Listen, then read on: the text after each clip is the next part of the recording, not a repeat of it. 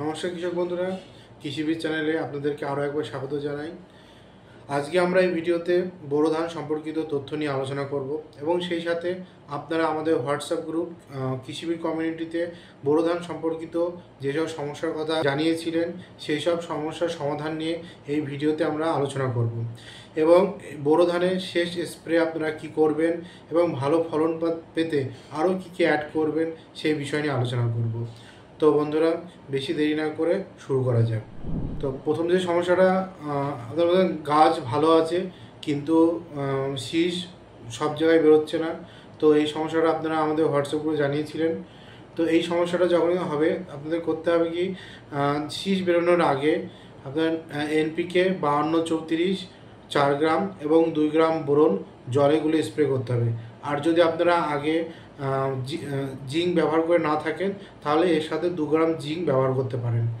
প্রথমে কী করতে হবে, আপনাদেরকে এনপিকে, বোরন, জিঙ্ক আলাদা আলাদা জায়গায় গুলে নিতে হবে এবং আলাদা জায়গায় গোলানোর পরে সেটা একটা বড় ড্রামের মধ্যে একসাথে করে ভালো করে গোলাতে হবে, তারপরে স্প্রে করতে হবে। এইভাবে যদি আপনারা স্প্রে করেন তাহলে কিন্তু ভালো কাজ হবে।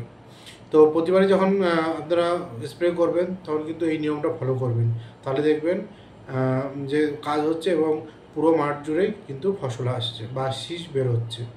আরেকটা যে সমস্যাটা হচ্ছে যে ধানের চিটে হওয়ার সম্ভাবনা। তো এই চিটে রোখার জন্য আপনাদেরকে কিছু ব্যবস্থা গ্রহণ করতে হবে।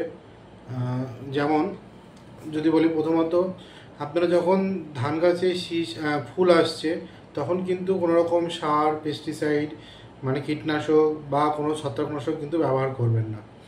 ফলে কী হবে, এগুলো ব্যবহার করলে ফুল কিন্তু নষ্ট হয়ে যাওয়ার সম্ভাবনা থাকে, ফলে ধান কিন্তু চিটে হবে। দ্বিতীয়ত, যখন ফুল আসবে বা ফুল আসার সময় ফুল হয়ে গেছে সেই সময় কিন্তু ধান গাছের মধ্যে বেশি চলাফেরা করা বা ধান গাছ বেশি নড়ানো যাবে না, তাহলে কিন্তু সেই ফুলগুলো ঝরে যাওয়ার সম্ভাবনা থাকে। আর ফুলগুলো যদি ঝরে যায় তাহলে কিন্তু ধান চিটে হবে। আর তৃতীয়ত হচ্ছে, ধান যখন আপনার ফুল আসবে তখন কিন্তু ধান গাছের 3 থেকে 4 ইঞ্চি আপনাকে জল রাখতে হবে গাছের গোড়ায়, এটা একটা। আর আরেকটা শেষ হচ্ছে, আপনার যদি মাজরা পোকার সম্ভাবনা থাকে তাহলে কিন্তু তার জন্য ব্যবস্থা আগেই নিতে হবে। মাজরা পোকা নিয়ন্ত্রণের জন্য ফুল আসার আগে থেকে ব্যবস্থা নেবেন। আর ফুল আসার পরে যদি মাজরা পোকা দেখেন তাহলে অবশ্যই আলোক ফাঁদ ব্যবহার করবেন। আরেকটা যে সমস্যা বলছেন সেটা হচ্ছে জমিতে ইঁদুর দেখা যাচ্ছে।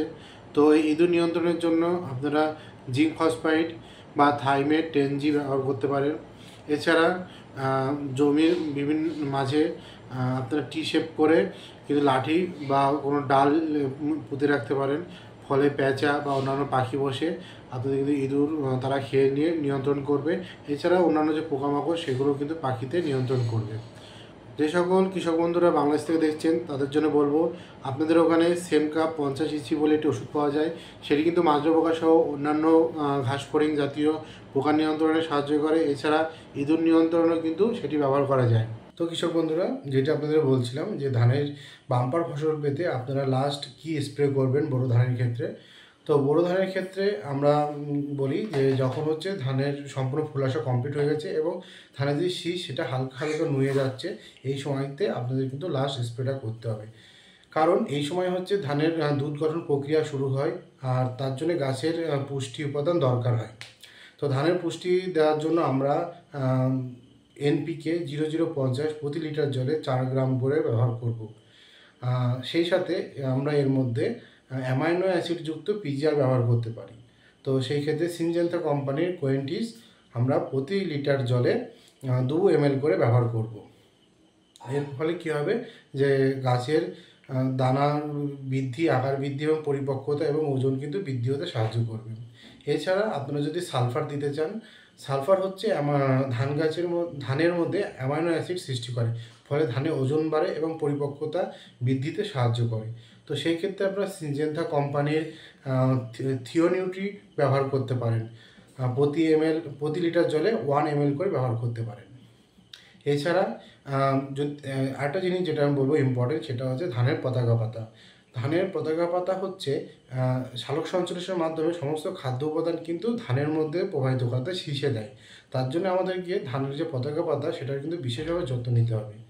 এই ক্ষেত্রে আমরা যাতে কোনো রকম ছত্রাক বা কোনো রকম দাগ সৃষ্টি না হয় পাতার উপরে, বা সালোক সঞ্চালনের কোনো বাধা সৃষ্টি না হয়, তার জন্য কিন্তু ছত্রাকনাশক হিসাবে কন্ট্রা প্লাস বা অমিস্টার 1 ml করে প্রতি লিটার জলে স্প্রে করতে পারি। তো আপনারা এগুলো ব্যবহার করুন, দেখবেন অবশ্যই আপনাদের বাম্পার ফলন হবে।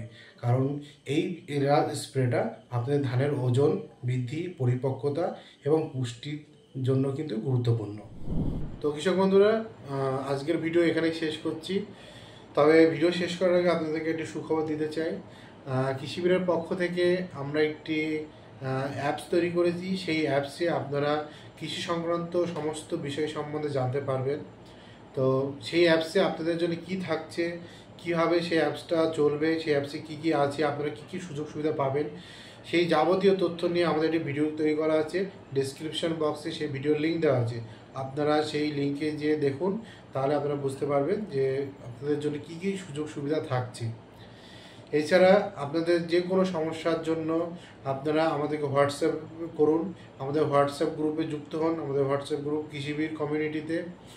এছাড়া আপনারা যারা এই ভিডিওটি দেখছেন, তারা অবশ্যই যদি কোনো সমস্যা থাকে বা আপনারা আরও কিছু জানতে চান, তারা আমাদের কমেন্ট করে জানান। আমাদের এই ভিডিওটি লাইক করুন, এবং আর যেসব কৃষক বন্ধুরা আছে যারা বোরো ধান চাষ করেছে এবার, তাদেরকে কিন্তু এই ভিডিওটি অবশ্যই শেয়ার করবেন। একা একা বাম্পার ফসল নিলে কিন্তু হবে না, সবাইকে শেয়ার করতে হবে। আর অবশ্যই এটাকে সাবস্ক্রাইব করুন আর আমাদের পাশে থাকুন। কৃষিবির, আপনার সমস্যা আমাদের সমাধান। নমস্কার।